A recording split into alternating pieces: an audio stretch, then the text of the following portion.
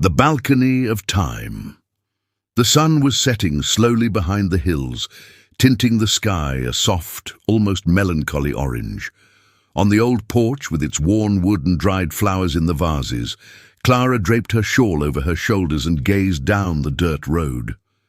She did this every day, at the same time, in the same silence. The people in the village no longer thought it strange. "It's a widow's habit," they said. But Clara wasn't a widow, not officially. The wind blew gently, stirring the white curtains in the room. Inside, a wall clock ticked away as if mocking her. Tick-tock, tick-tock, reminding her that waiting also ages those who wait. She sat with her hands in her lap, her gaze lost on the bend in the road where one day he promised to return. Miguel, the man who swore he wouldn't be long.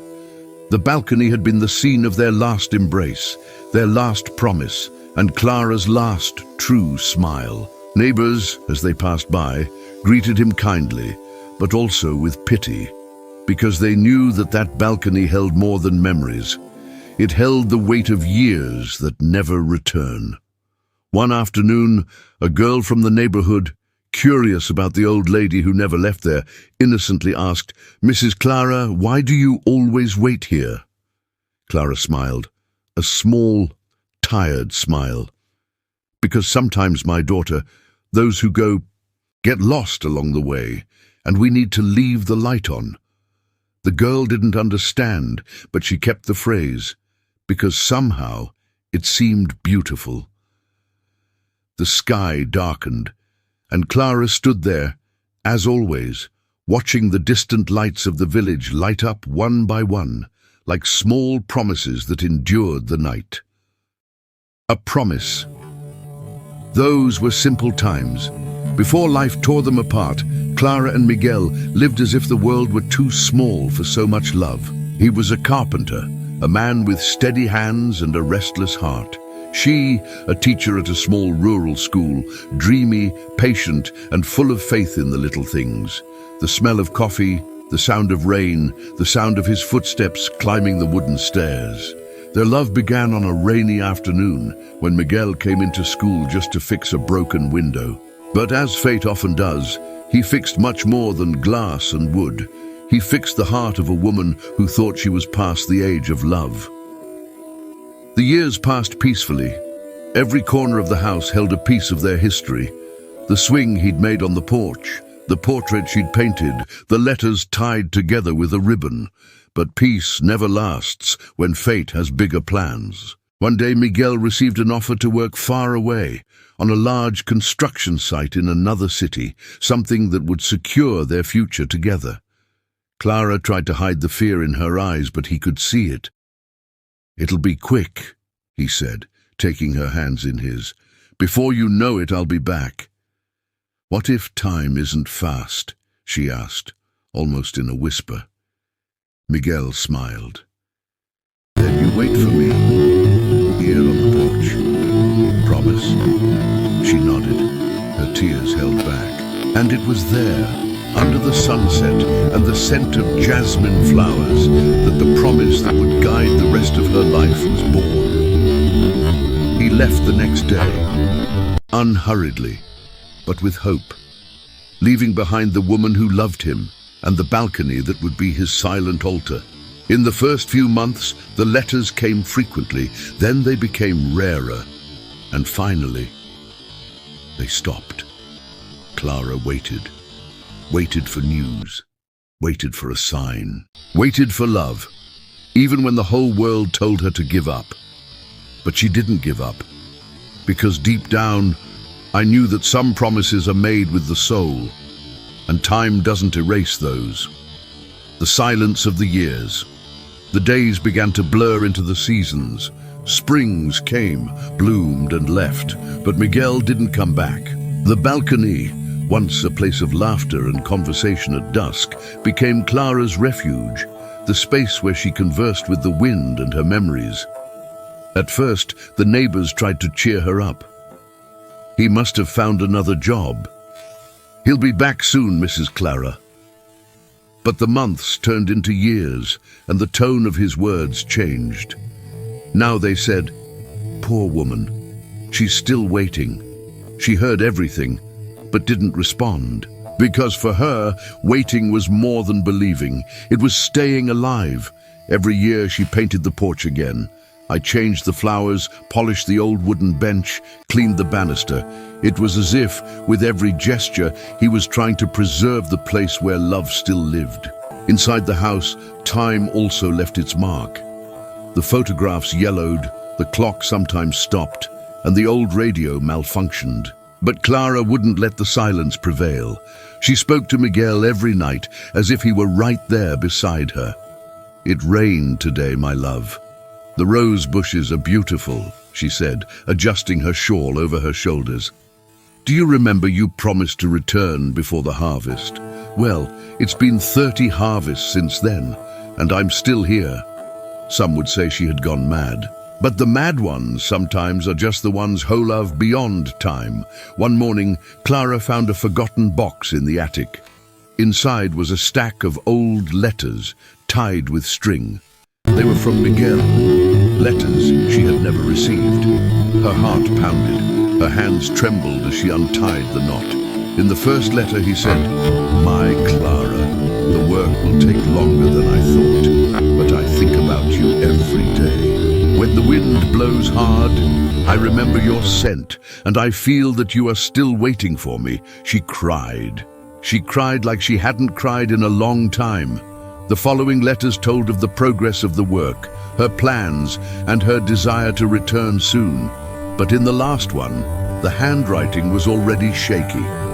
"If this is the last time I write, I want you to know that I loved you every morning, and that if fate prevents me from returning, I will still be on the balcony with you, in the wind, in the sun, in the longing." The paper was stained with something that looked like blood, or perhaps old rust. Clara clutched the letters to her chest, and a tear fell onto the envelope. I knew then that he never stopped trying to return. Fate simply didn't allow the journey to be completed. In the following days, the entire village saw her with a new sparkle in her eyes. She smiled more, spoke more calmly, and every afternoon at the same time she sat on the porch, now with the letters beside her. People commented, "You look like a different person." But no one knew that, inside it, the weight had finally found peace. Because it was no longer a weight made of absence, it was made of invisible presence. On that balcony, Clara no longer waited for a body to return, but for a reunion that time had been preparing in silence. One evening, as the sun was setting, the neighbors noticed that the porch light was still on, but Clara was gone. The chair rocked gently, pushed by a light wind, and on the table was a note. "He's back, and now so am I." The return. Summer arrived with a gentle warmth, and the countryside seemed to breathe in silence. On the balcony, the flowers bloomed as if they were also waiting for something, or someone. Clara, now with almost white hair, sat down at the same time every day with a peaceful smile. The neighbors had already gotten used to that routine and said, "There goes Donna Clara, talking to the wind again." But that afternoon, the wind was different. It wasn't the same warm breeze that had blown in from the valley. It was colder, denser, as if it carried with it memories from far away. Clara lifted her face and closed her eyes. Her heart raced for no apparent reason. She heard footsteps on the dirt road, a familiar slow sound, like the gait of someone carrying the weight of a lifetime. She stood up slowly, leaning on the railing, and for a moment, time seemed to stand still. Around the bend in the path, a man appeared. His hat hid part of his face, but the way he walked. Clara would recognize that stride anywhere in the world. The man approached. Her heart felt like it was about to burst from her chest, but her mind, shaped by so many years of waiting, whispered, "It's just the wind playing tricks on you, Clara." When he stopped at the gate, he took off his hat. His hair was grey, his eyes were tired, but that smile, it was Miguel's same smile. She stood still. The tears flowed before the words could even come out. Miguel? He nodded slowly. I said I would come back. Clara clapped her hands to her mouth, her entire body trembling. She ran to him, and as they embraced, the world seemed to disappear. The smell of the earth, the birdsong, the warmth of the sun. Everything vanished. It was just the two of them, and time, finally, bowing before them. Miguel explained what had happened. The truck taking him to his new job had an accident on an isolated road. He survived, but for a long time he lost his memory, being cared for by a farming family in another region. Only years later, when he heard a song on the radio, did he remember her name, Clara, and the small village where he had promised to return. They both laughed and cried at the same time. There was no need for further explanations. What fate separated, love sewed back together with invisible threads. In the following days, the neighbors couldn't believe their eyes. Donna Clara, who had previously talked to herself, now walked hand in hand with a white-haired man with a serene gaze. Some whispered, "Is it really him, or has she completely gone mad?" But deep down, everyone felt something different when they saw them together. It was as if a gentle presence enveloped the house, a warmth emanating from the porch. One morning, a neighbor knocked on the door to deliver a basket of fruit. He found the balcony empty. On the table were 2 still warm cups and an envelope. The note, written in Clara's handwriting, read, "He came back to get me. Time no longer separates us." The neighbor looked around, confused. She called out, searched, but no one answered. The wind blew, lifting petals from the flowers, and for a moment she swore she saw 2 silhouettes walking together across the field, hand in hand, disappearing into the horizon. To this day, the porch remains untouched. No one lives in the house anymore, but the garden blooms year-round, even without care. Visitors say that in the evening they can hear soft laughter and smell the scent of freshly brewed coffee wafting from the kitchen.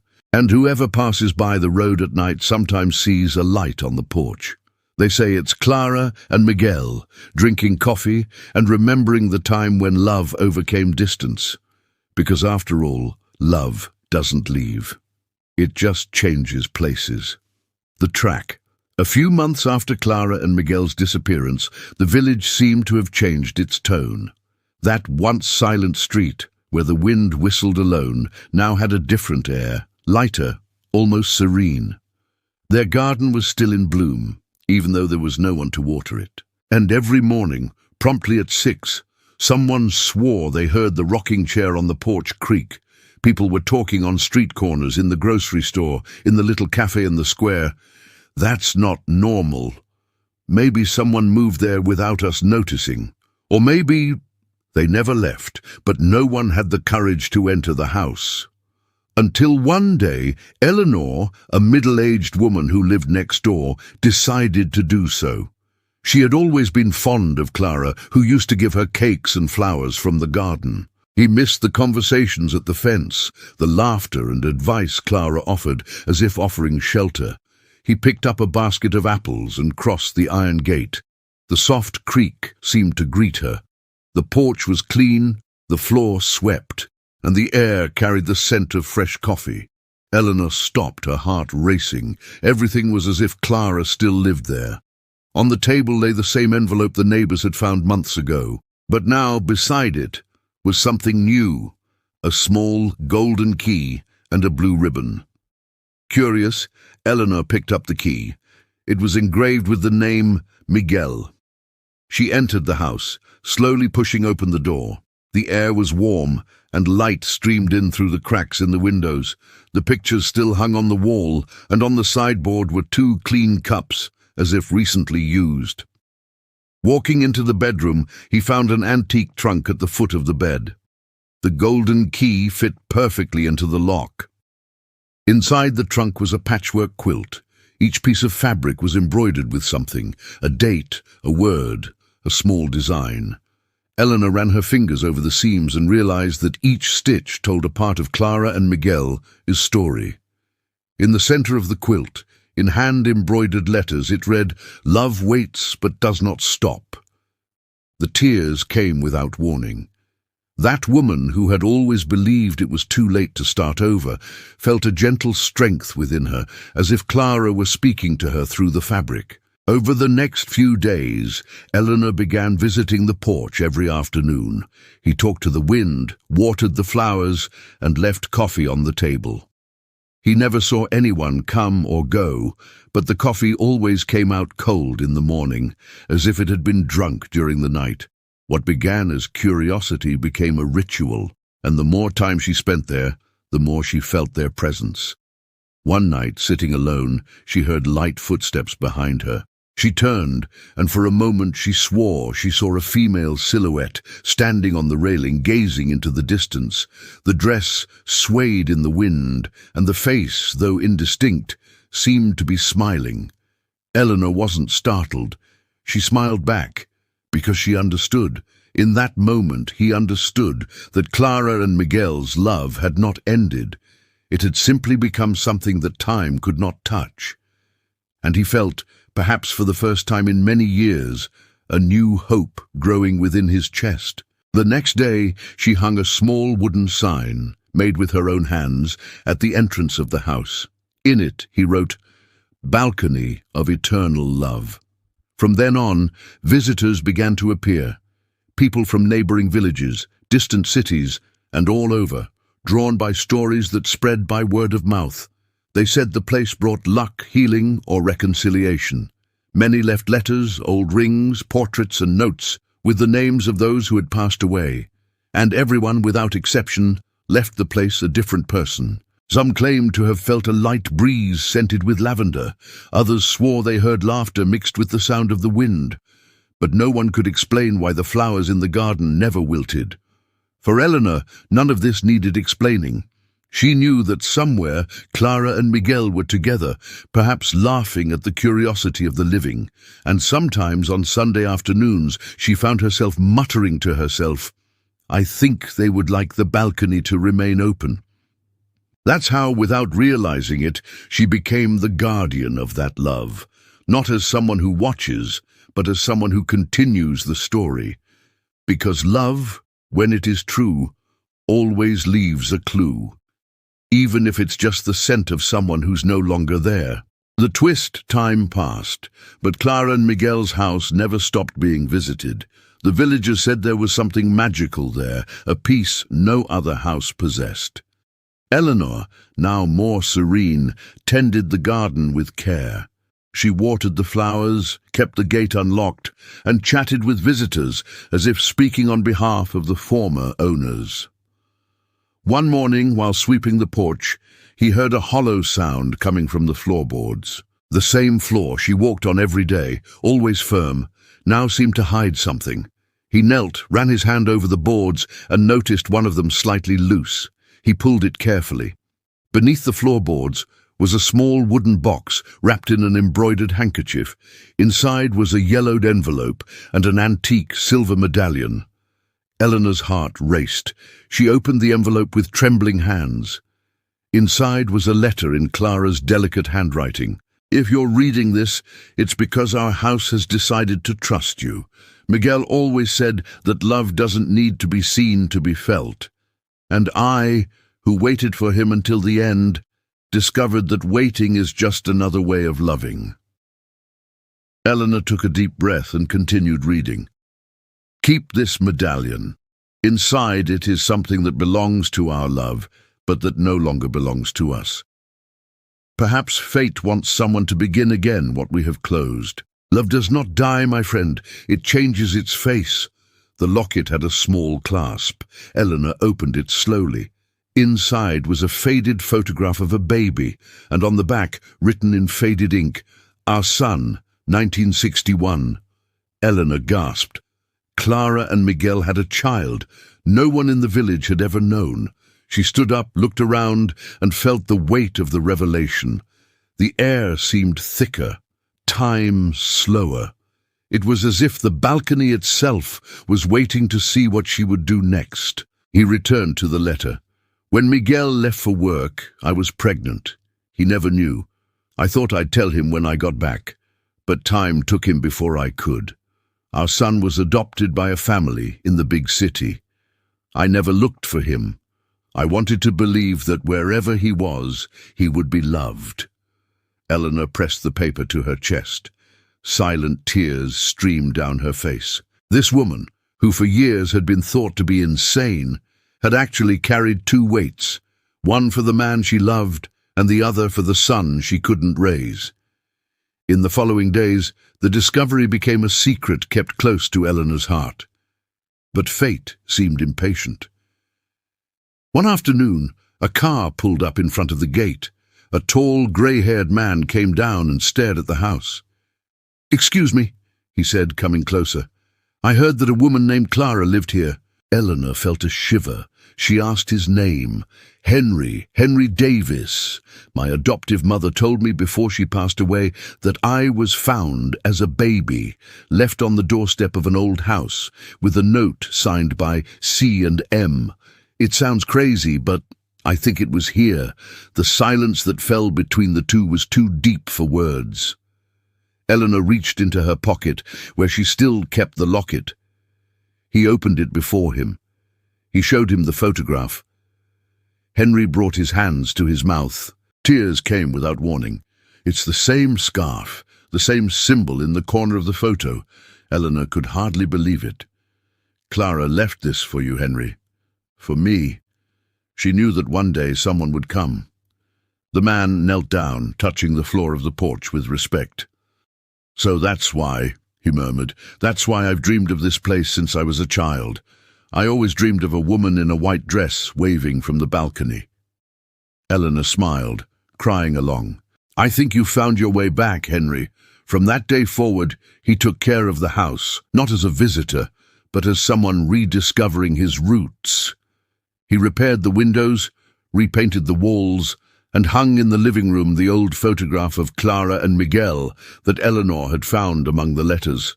The village was filled with emotion. They said their son had finally returned, not to fill a void, but to close a cycle of love that was never broken. And at dusk, Henry would sit on the porch, watching the sunset from the same angle his mother did. Sometimes the wind blew lightly, and he swore he heard distant laughter. Other times the swing creaked to its own accord, as if someone invisible still waited beside him. Eleanor, watching from the fence, muttered to herself, "Love always comes home."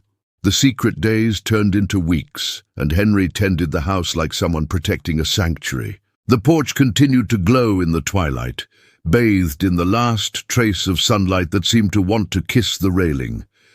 Eleanor always came, a silent guardian of the scraps of Clara and Miguel's story.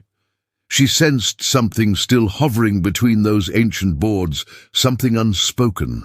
One afternoon, Henry found an envelope hidden behind a portrait. In it, an old map drawn by Miguel, indicating a spot in the nearby forest. The pencil tip traced a loop around a lone tree. Following the map with Eleanor, they reached the tree. Buried beneath it was a small chest. Inside were more letters, old photos, and a diary with words that weaved between hope, guilt, and love. In his diary, Miguel revealed that he had only learned of Clara's pregnancy after his departure, that the accident had left him unable to return, but that every morning he prayed to see her and their son again. Clara's hardships, her silence and her waiting, he now understood as forms of love. The secret wasn't just a revelation, it was confirmation that Clara's waiting hadn't been madness nor vanity, but faith, and that their love was alive, transformed into a legacy. They had put down roots in the place where they left each other, and now Henry and Eleanor were preserving what had blossomed there. When they returned to the porch, the sun was already setting. Henry placed the medallion on the railing and stood still. The flowers around him seemed to lean in. Eleanor felt a gentle breeze and realized the silence of the house had become a voice. The secret had come to light, and the balcony, more than a stage, had become a symbol. Henry and Eleanor understood that true love doesn't need a physical body to endure. It resides in the look, the gesture, the place we choose to keep it.